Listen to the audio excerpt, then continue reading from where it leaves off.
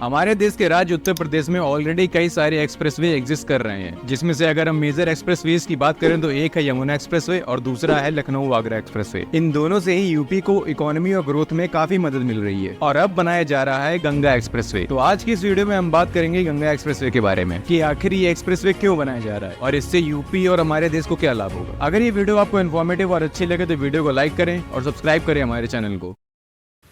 उत्तर प्रदेश का सबसे लंबा एक्सप्रेसवे गंगा एक्सप्रेसवे भी बनाया जा रहा है, जो कि लगभग 594 किलोमीटर लंबा 6 लेन का ग्रीनफील्ड एक्सप्रेसवे होगा, जिसे कि मेरठ से प्रयागराज के बीच में बनाया जा रहा है। इस मेजर प्रोजेक्ट को UPEIDA बना रही है, जिसे बनाने में लगभग 37,000 करोड़ रुपए लगेंगे। गंगा एक्सप्रेसवे यूपी के 12 डिस्ट्रिक्ट से होते हुए गुजरेगा और अभी से ही इसको फ्यूचर में एक्सटेंड करने के भी प्लान बन गए हैं, जिसमें ये वेस्ट में हरिद्वार और ईस्ट में बलिया तक कवर करेंगे। अभी इस प्रोजेक्ट में काफी तेजी से काम चल रहा है और अगले साल तक इस एक्सप्रेसवे की खुलने की भी उम्मीद है। इस एक्सप्रेसवे से न सिर्फ कनेक्टिविटी इंप्रूव होगी बल्कि एक नया इंडस्ट्रियल कॉरिडोर भी बन जाएगा यूपी में और कई नई इंडस्ट्रीज भी आएंगी इसके आसपास, ताकि गुड्स की ट्रांसपोर्टेशन आसानी से हो सके। पहले यमुना एक्सप्रेसवे और आगरा लखनऊ एक्सप्रेसवे ने इकोनॉमिक एक्टिविटी बढ़ाई है रीजन की लॉजिस्टिक्स इंप्रूव करके। इसके अलावा गंगा पर आने वाले रेगुलर फ्लड्स को कंट्रोल करने में भी ये एक्सप्रेसवे मदद करेगा। वो इसलिए क्योंकि इसके एम्बैंकमेंट को कुछ इस तरह से बनाया जा रहा है ताकि फ्लड्स का पानी आसपास के रीजन या गाँव तक न पहुँच सके। अब इस एक्सप्रेसवे को बनाने के पीछे का रीजन जानने से पहले हमें यूपी की इकोनॉमी के बारे में जानना पड़ेगा। उत्तर प्रदेश 24 करोड़ की जनसंख्या के साथ ये स्टेट देश की सबसे ज्यादा जनसंख्या वाला स्टेट है। गंगा के आसपास का एरिया, जिसे हम इंडो गंगेटिक प्लेन भी बोलते हैं, ये दुनिया में सबसे फर्टाइल एरिया में से एक है। इसमें इंडस रिवर के एरियाज भी आते हैं और पाकिस्तान और बांग्लादेश के एरियाज भी। सिर्फ इतना ही नहीं, ये इंडस वैली सिविलाइजेशन का बर्थ प्लेस भी है और साथ में दुनिया में सबसे ज्यादा लोगों को पालने का भी काम किया है। अब आप बोलेंगे भैया कैसे? चलिए मैं आपको बताता हूँ। इतने बड़े एरियाज में जो प्लेन्स है वो दुनिया के सबसे ज्यादा फार्म होने वाले एरियाज में आते हैं, जिसकी वजह से सबसे ज्यादा क्रॉप यहाँ पर उगाई जाती है, जैसे राइस और वीट, जिस कारण ये सबसे ज्यादा पॉपुलेशन को सपोर्ट करती है। ये एक बड़ा कारण है इंडिया की पॉपुलेशन का। अगर हम हिस्ट्री में जाकर देखें तो ज्यादातर टाइम में इंडिया ही सबसे ज्यादा पॉपुलेटेड कंट्री होती थी। आज भी हमारे देश की ज्यादातर पॉपुलेशन इसी रीजन में रहती है और यूपी की मेजॉरिटी पॉपुलेशन आज भी एग्रीकल्चर में काम करती है। साल 2020-21 में 5.8 करोड़ टन अनाज यहीं से आया था, जो कि पूरे देश का ऑलमोस्ट 90% था। वीट और राइस के अलावा और भी कई तरह के अनाज यहाँ पर उगाए जाते हैं। अब इन सब के अलावा कई इंडस्ट्रीज भी हैं यूपी में, जैसे कि माइनिंग, मैग्नीशियम, कॉपर, जिप्सम, कोल जैसे रिसोर्सेज मौजूद है विंध्या माउंटेन रीजन में। यूपी में हैवी इंडस्ट्रीज ज्यादातर मेरठ, गाजियाबाद, कानपुर और मिर्जापुर जैसे एरियाज में है। मथुरा रिफाइनरी एक इकलौती ऑयल रिफाइनरी है पूरे स्टेट में और ये हमारे देश की 6th लार्जेस्ट ऑयल रिफाइनरी भी है। हैंडलूम और हैंडीक्राफ्ट्स भी बहुत कंट्रीब्यूट करती हैं स्टेट की इकोनॉमी में। लाखों पावर और हैंडलूम मौजूद है मोस्टली ईस्टर्न रीजन में, जैसे वाराणसी, आजमगढ़, मिर्जापुर और प्रयागराज। मेन प्रोडक्ट्स जो यहाँ बनते हैं वो है shawls, handkerchief and lungi. Rice mills और दाल मिल्स के अलावा स्टील, फर्नीचर और सीमेंट प्रोडक्शन के कई सारे स्मॉल स्केल इंडस्ट्रीज भी हैं, जिनका रॉ मटेरियल मोस्टली कानपुर और आगरा से आता है। कई ऐसे मेजर सिटीज और टाउन है जो उभर कर आए हैं, जो इंडस्ट्रीज में काफी अलग जगह बनाते हैं। जैसे मेरठ गुड्स और ट्रांसपोर्टेशन का हब है, दिल्ली NCR के करीब होने की वजह से। इसके अलावा टायर, टेक्सटाइल, शुगर, पेपर और पब्लिशिंग में भी काफी मशहूर है मेरठ। ये एशिया की सबसे बड़ी गोल्ड मार्केट में से भी एक है। साथ ही स्पोर्ट्स इक्विपमेंट्स और म्यूजिकल इंस्ट्रूमेंट्स का सबसे बड़ा एक्सपोर्टर भी है देश का। 15 लाख की पॉपुलेशन और दिल्ली से सिर्फ 70 किलोमीटर दूर होने से भी मेरठ को काफी फायदा मिलता है। कई सारे लोग ट्रेवल करते हैं इन दोनों शहरों के बीच, इसलिए इस एक्सप्रेसवे को NCR के अंदर भी इंक्लूड करने का डिसाइड किया है अथॉरिटीज ने। वाराणसी वूवन और एम्ब्रॉयडर्ड टेक्सटाइल के लिए वर्ल्ड फेमस है, स्पेशली बनारसी साड़ीज। वहीं लखनऊ चिकन एम्ब्रॉयडरी के लिए फेमस है। आज उत्तर प्रदेश देश का 15% से भी ज्यादा फैब्रिक बनाता है और 30% आर्टिसंस को एम्प्लॉय भी करता है देश में। मुरादाबाद अपने ब्रास वर्क के लिए भी जाना जाता है। कुछ दूसरे प्रोडक्ट्स जैसे aluminium art works, would works और ग्लास वियर्स के लिए फॉरेन मार्केट में भी डिमांड है, जिससे इसमें हर साल 4000 करोड़ से भी ज्यादा का एक्सपोर्ट देखने को मिलता है। साथ ही कारपेट्स, पॉटरी और टॉयज जैसे हैंडीक्राफ्ट भी सक्सेसफुल इंडस्ट्री उभर कर आई है। प्रयागराज के पास भारत पेट्रोलियम, जो देश की सबसे बड़ी स्टेट ओन्ड ऑयल कंपनी है, वो एक 70 लाख टन पर एनम वाले रिफाइनरी बना रहे हैं 6200 करोड़ रुपए में। इलाहाबाद बैंक, जो 1865 में शुरू हुआ था सिटी में, वो अब इंडियन बैंक का पार्ट है। दूसरी मेजर कंपनीज जैसे Reliance industries, ITI limited, Raymond synthetic,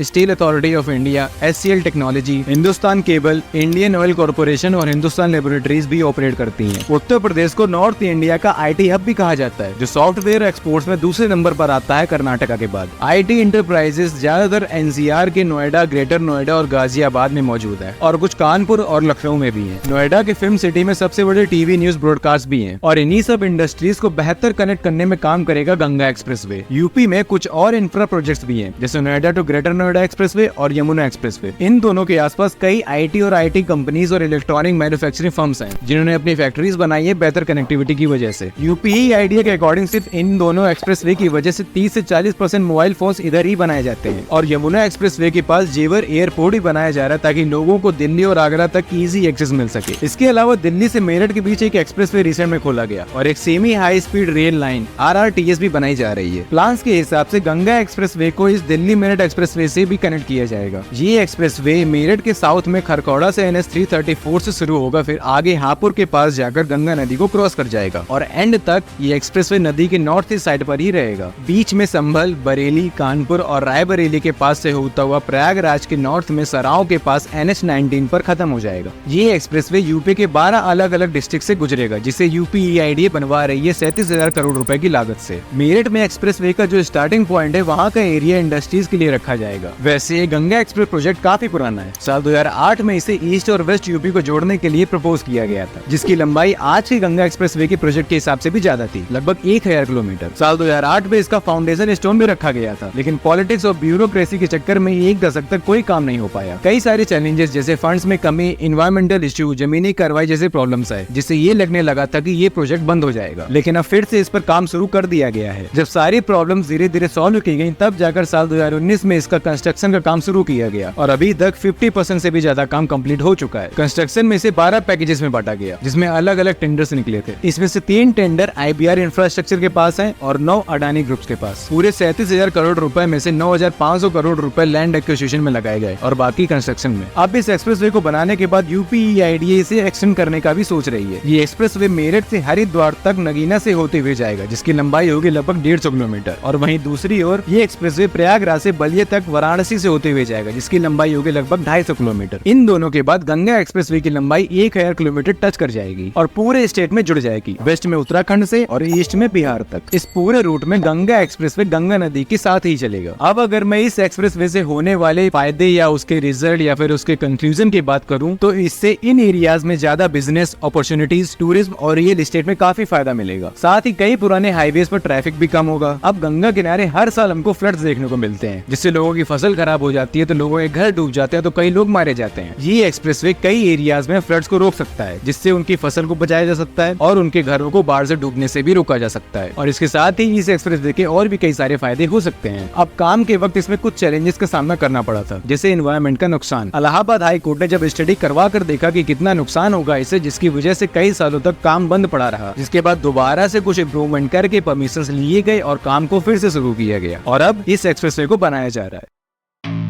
तो दोस्तों ये थी आज की वीडियो। आशा करता हूँ आपको समझ में आया होगा गंगा एक्सप्रेसवे को बनाने का पीछे का रीजन। अगर आपको वीडियो थोड़ी सी भी इन्फॉर्मेटिव लगी हो और अच्छी लगी हो तो वीडियो को लाइक करें और शेयर करें अपने दोस्तों और परिवारजनों के साथ। और हाँ, चैनल को सब्सक्राइब करना मत भूलिएगा। तब तक के लिए बाय, मिलते हैं नेक्स्ट वीडियो में।